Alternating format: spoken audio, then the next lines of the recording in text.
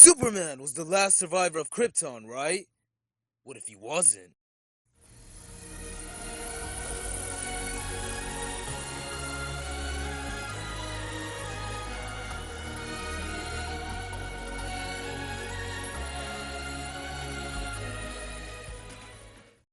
What's up, everybody? It's You Know Who, and welcome to Origins.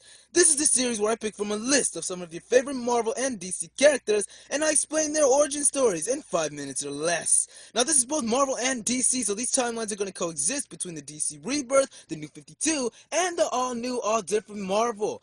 If you guys are interested in reading up on these origins for yourselves, you can go to your local comic book store and pick up a comic. It's highly recommended.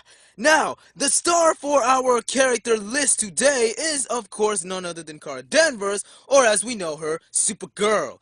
We know her as the Girl of Steel, the girlfriend of Jimmy Olsen, the girl who's angry at the world because she doesn't know her own strength, and most importantly, the cousin of Superman. But there is a lot more to Kara than meets the eye, a lot more than we know. Like, for instance, where did it all start? If you guys are familiar with Superman's story, then you'll know he was sent to Earth as a baby by his father Jor-El because of his planet about to blow up. Now, Kara's story was no different because she was in Kandor at the time this was happening. Over in Kandor, Zor-El, Kara's father, had just received word that the planet was about to go up in flames. He knew there was nothing he could do to stop it, and he also knew that he had to protect the one person he cared about, which was Kara. So he had to make a very important sacrifice to ensure that she was able to live. Jor-El arrived to Kandor to tell his brother what was going on, and he brought baby Clark along with him, because he and Kara were going on a little trip. Explosions could be heard going on all around Krypton, and Zor-El knew that he had to hurry up and get his daughter the heck out of there. So he rushed her to her room after doing some experiments on her where he showed her something that he was keeping from her for a long time. It turned out to be her costume, the Supergirl suit, the one that she would be wearing when she got to Earth. Now mind you, Kara still has no idea that she's going to be getting sent to Earth. Or if she does, she thinks her parents are going with her. So excited that she finally got her suit, she's eager to jump into it and doesn't even realize her father pulled out kryptonite on her, weakening her and causing her to pass out. After she's unconscious, Zor-El puts her in the pod, hoping that she'll wake up safely and on Earth, assuming that she even makes it there. Unknowing to Zor-El, Kara's mother, though, came in the room and she saw what was going on. She was so furious that she actually fired at her own husband, dropping him to the floor. But somehow, he was still able to move his way over to the machine and pull the trigger, launching his daughter into space. Kara and Clark were both sent rocketing into space, both headed for the same destination, Earth.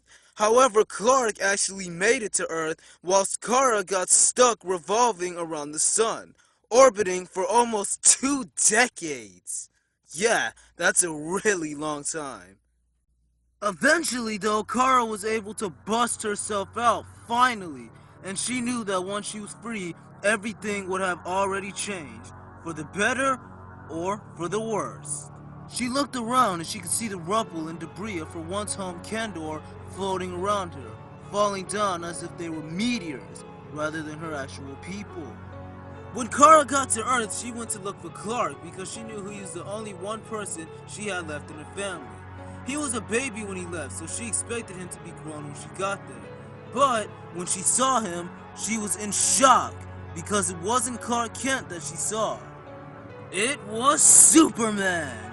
He had finally grown up and become the Man of Steel, the Earth's savior, the one and only Superman.